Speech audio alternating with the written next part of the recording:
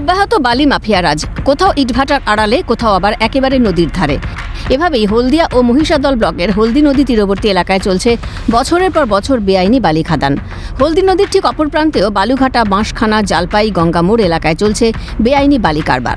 তবে বেআইনি কাজের সাফাই দিয়ে খাদান মালিকদের বক্তব্য, ৩ বছর আগে কারোর লাইসেন্স শেষ হয়েছে, কেউ অন্য কোম্পানির হয়ে বালি তুলছেন, আবার কেউ বা বলছেন তারা বালি খাদানের কেউ নন, তারা নৌকা সারানোর মিস্ত্রি। মেশিন কোথায় নিয়ে যাবো? আমি কোথায় নিয়ে যাবো? কতদিন ধরে বন্ধ আছে? হ্যাঁ, কতদিন ধরে বন্ধ আছে? বন্ধ প্রায় আছে প্রায় 2.5 থেকে 3 বছর। আমি জল দিইনি। আপনার এই খাদানের কি কোনো লাইসেন্স আছে? ছিল আগে, এখন বন্ধ। কতদিন আগে ছিল? আজ থেকে মানে 2.5 থেকে 3 বছর নেই। কিন্তু তার মাঝে কিন্তু যেটা নিয়ম আছে, বোর্ড লাগাতে হবে, সিসি ক্যামেরা লাগাতে হবে, গাড়ি বেরোচ্ছে যে ঢুকছে সেরকম ফুটের জন্য থাকে। আমাদের ক্যামেরা লাগানো আছে তো, বোর্ড দেওয়া আছে তো। বোর্ড বলতে আমাদের এমনি আছে, পেপার পত্র আছে। ভোরে বাড়া যে উড়ে গেছে। কবে, কতদিন আগে উড়েছে? এই ধরুন এই বৃষ্টিটা হলো, বৃষ্টির যেটা বৈধ খাদান, তাতে তো একদম মাস্টলি বোর্ড তো থাকা বৈধ, মানে জরুরি। কিন্তু আপনারা লাগাননি কেন?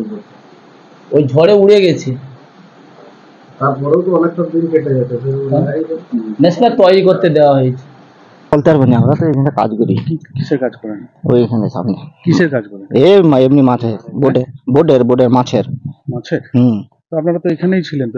না, আমরা তো এদের এইখানটা ছিলাম, ওইখানটা এসেছিলাম, আমরা খেতে ছিল বলে এসেছিলাম, সবাই ওইদিকে চলে গেছে।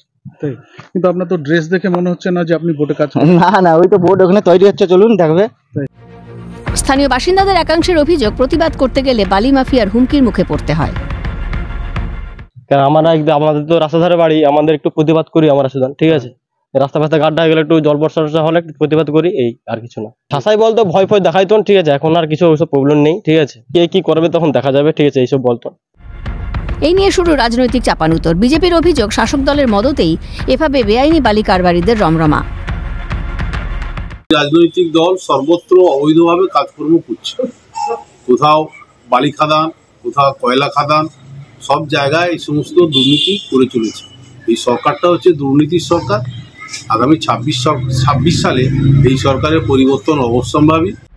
পাল্টা অভিযোগ অস্বীকার করে বিজেপিকে আক্রমণ তৃণমূলের।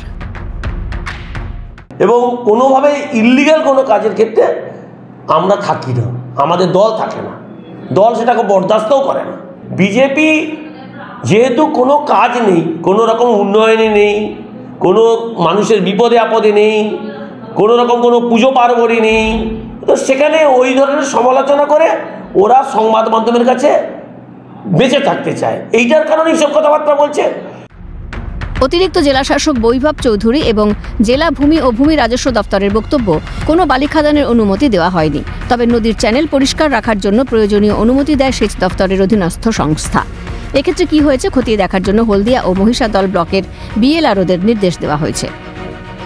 রমেন মাইতির রিপোর্ট, ক্যালকাটা নিউজ।